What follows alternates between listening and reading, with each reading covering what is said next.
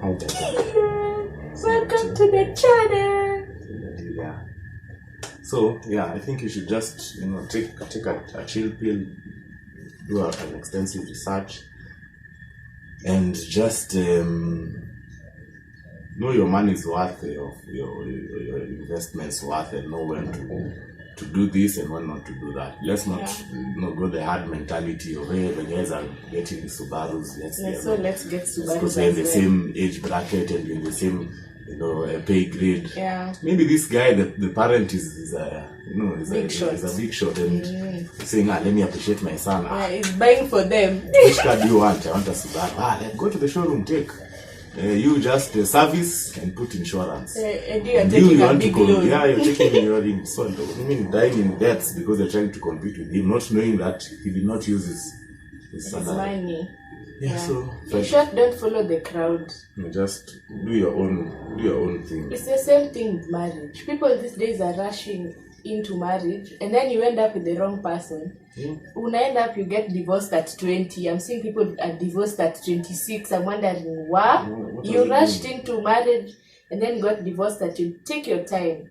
Learn someone. Learn the traits. It's not easy, and back in the day they used to do interviews, and churches used to do interviews. Just to find out how you guys, how compatible you guys are and everything. Nowadays it's just you come get married.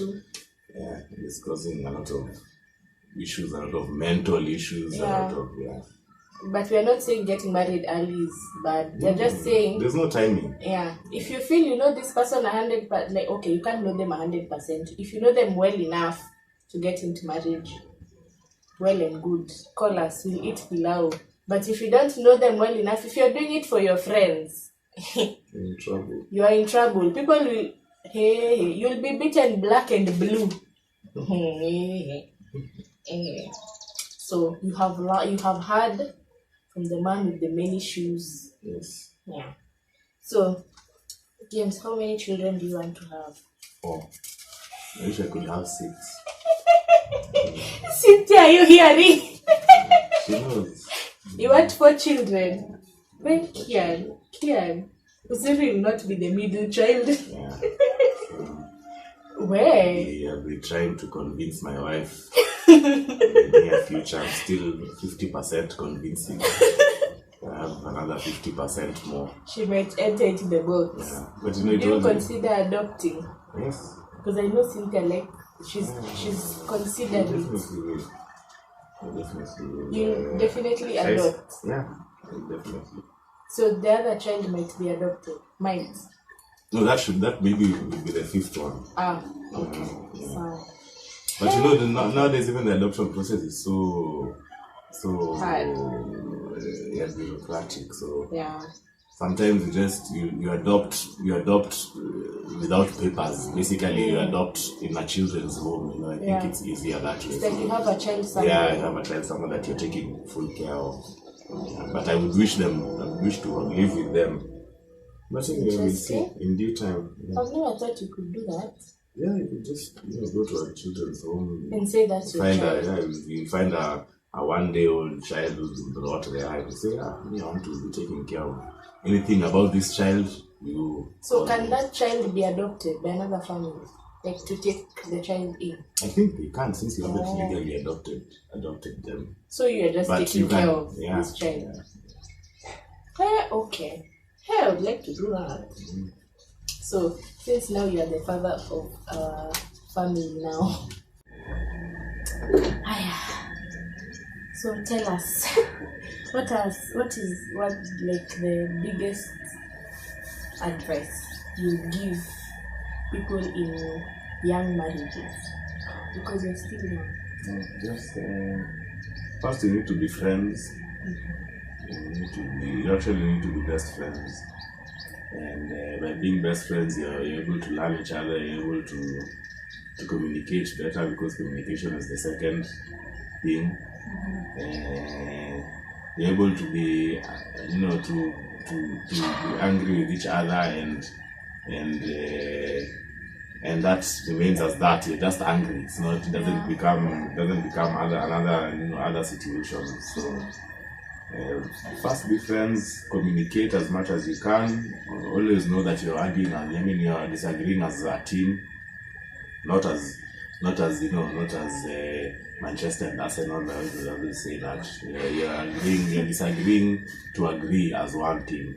Because you're two different people, brought up two different ways, with two different ways of thinking and doing the things. So you need to come together. And when you come together, you'll obviously disagree and agree at some point. So just know that, you can meet 50-50, you can meet halfway. Fine, I don't agree with this. The other party doesn't agree with that, but let's meet halfway and see what we can do. So that's a solution together. Yeah, that's just basically it. And what are your expectations, since you're very overprotective? What are some of the expectations of the men who are going to come into our lives?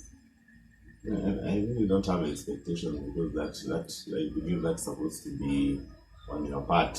But what are some of the red flags that when you see utasema tuko akili yako, hata kama of course you can't tell us hapana, huyu hapana, but what are some of the red flags that kufanya tu vile mama nasemanga, I get on my knees and I pray for this person to walk away?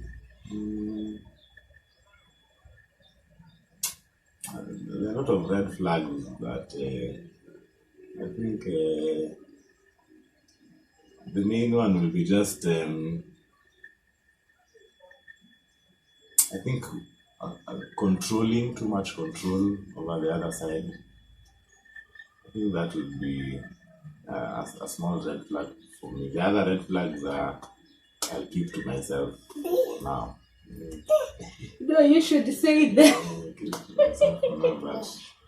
But it's not easy to spot red flags because you're not always with that person. You meet them maybe family functions or things. So there are things that you just need to observe over time. But the one that I'm sure that is easy to spot is, there's those controlling people that they want things to go the way they want them to go, you see, and to me that doesn't work. So, doesn't make sense. Yeah. Okay. So is there a specific age where someone should get married? No. As long as you're over 18. So if I was to get married at 18, you'd be okay? When it comes to his sisters, the standards are different.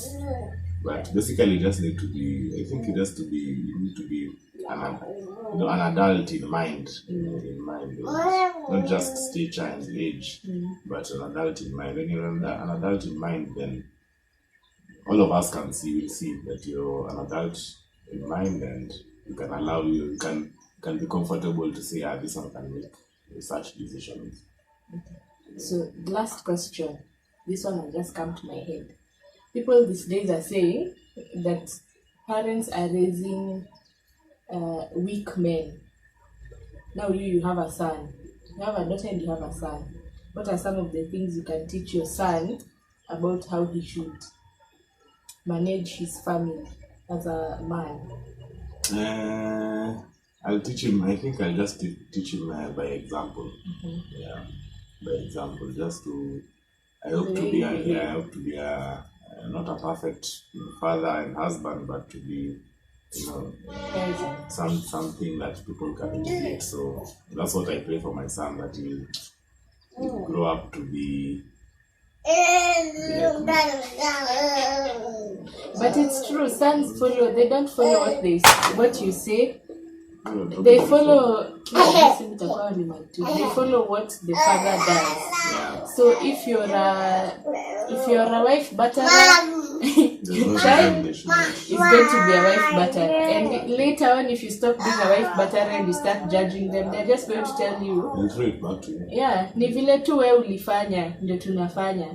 So fathers out there, lead by example. Make sure your son is seeing the man that he should become. Like you're a mirror reflection of the man that he should become. In the way you treat their mothers, in the way you treat their siblings, just behave. So James, thank you for coming to our channel. We shall see him again one day. Is there payment? You people follow me and subscribe so that I can pay people who come to my channel. Do you have any parting shot?